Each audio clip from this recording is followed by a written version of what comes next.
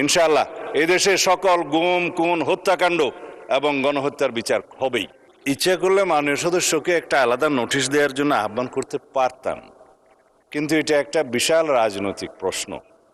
যেমন জুলাই যোদ্ধাদের ইনডেমনিটি দেওয়ার বিষয়ে, আইনি এবং সাংবিধানিক সুরক্ষা দেওয়ার বিষয়ে জুলাই জাতীয় সনদে আমরা অঙ্গীকার আবদ্ধ হয়েছি।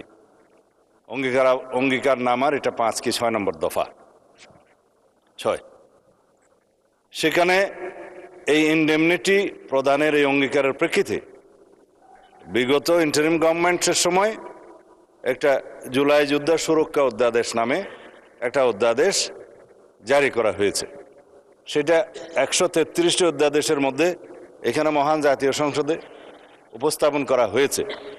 আমাদের যে বিশেষ কমিটি গঠন করা হয়েছে সংসদীয়, এই অধ্যাদেশগুলো পরীক্ষা নিরীক্ষা করে রিপোর্ট প্রদানের জন্য আগামী 2 তারিখে সেখানে আমরা আলোচনা করেছি এবং সুখের বিষয় সর্বসম্মতিক্রমে আমরা এই জুলাই যোদ্ধা সুরক্ষা অধ্যাদেশটা পার্লামেন্টে বিল আকার উপস্থাপন করে পাশ করার বিষয়ে একমত হয়েছে। নাম্বার 2, যে সমস্ত বিষয়ে আওয়ামী ফ্যাসিবাদী গোষ্ঠী বিভিন্ন ফেসবুক সহ সোশ্যাল মিডিয়াতে দাবি করছে যে এই সমস্ত হত্যাকাণ্ডের বিচার করা হবে কিনা এবং তারা বিভিন্ন দাবি করছে, আমি সেই বিষয়েও আরেকটি অনুষ্ঠানে বলেছিলাম তাইলে মুক্তিযোদ্ধাদেরও বিচার করা হবে রাজাকার হত্যার বিরুদ্ধে 1971 সনে। যদি এখন কেউ মামলা নিয়ে আসে, গণ অভ্যুত্থানের সময় রাজপথে অভ্যুত্থানকারী আন্দোলনকারীদের বিরুদ্ধে যারা হানাদার বাহিনীর মতো ঝাঁপিয়ে পড়ে হত্যাযজ্ঞ চালিয়েছে, ম্যাসাকার করেছে, গণহত্যা করেছে, তারা জনতার প্রতিরোধের মুখে কেউ কেউ হয়তো প্রাণ হারিয়েছে, কেউ কেউ আহত হয়েছে, কিন্তু সেটা যুদ্ধের ময়দানে ফয়সালা হয়ে গেছে। এবং সেখানে জুলাই যোদ্ধাদেরকে সুরক্ষা দেওয়ার জন্য যে অধ্যাদেশ জারি করা হয়েছে সেই বিষয়ে আমরা এই অধ্যাদেশটি এখানে গ্রহণ করার জন্য সবাই সর্বসম্মত হয়েছি।